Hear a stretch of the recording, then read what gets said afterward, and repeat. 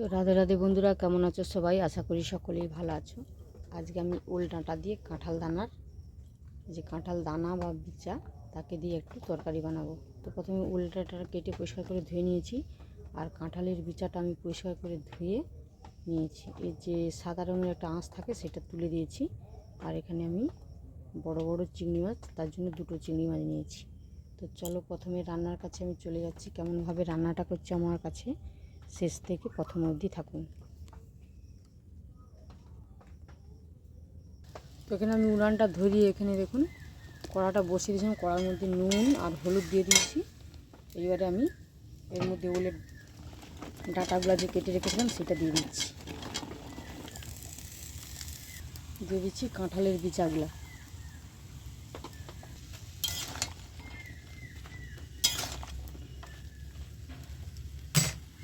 এবার আমি এটা ঢাকনা দিয়ে ডাঁটাটা সিদ্ধ হতে দেবো। তো ডাঁটাটা যতক্ষণ না এদিকে সেদ্ধ হোক আমি ততক্ষণ একটা মশলা বানিয়ে নিচ্ছি। তো দেখুন মশলাটা আমি বেটে নিয়ে চলেছি।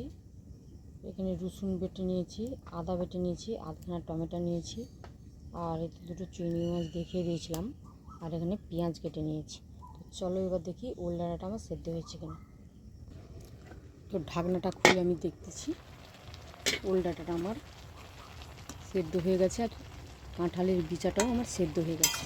তো এবার আমি এটা নামিয়ে একটা ঝুড়িতে ছেঁকে নেব। তো এই চুবড়ির মধ্যে ওল ডাঁটাটা আমি ছেঁকে নিয়েছি।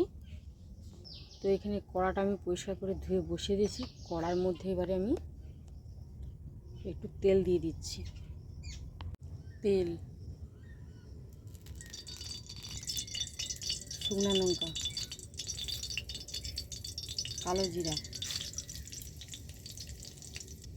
পেঁয়াজ, চিংড়ি মাছ।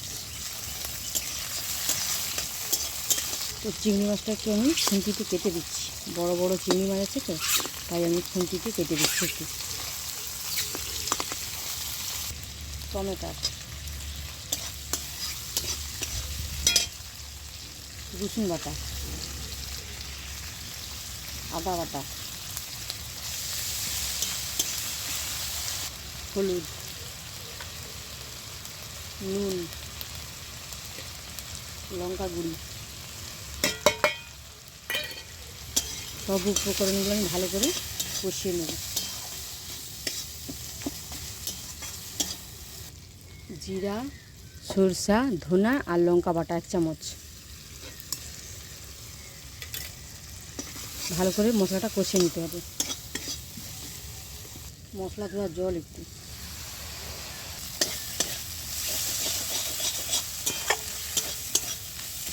তো মশলাটা আমার ভালো করে কষানো হয়ে গেছে। দেখুন মশলা থেকে তেল ছেড়ে গেছে। এবার আমি সেদ্ধ করে রাখা ওলের ডাঁটা আর কাঁঠাল বিচাটা দিয়ে দিচ্ছি। তো দেখুন ধার থেকে কেমন তেল ছেড়ে গেছে। এইবার আমি সেদ্ধ করে রাখা কাঁঠাল বিচা আর ওল ডাঁটাটা দিয়ে দিলাম।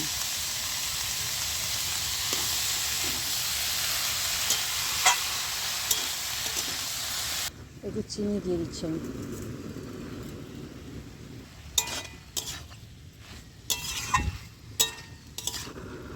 এর গায়ের যে রসটা আছে রসটা একদম মেরে আমি শুকনো করে নেব।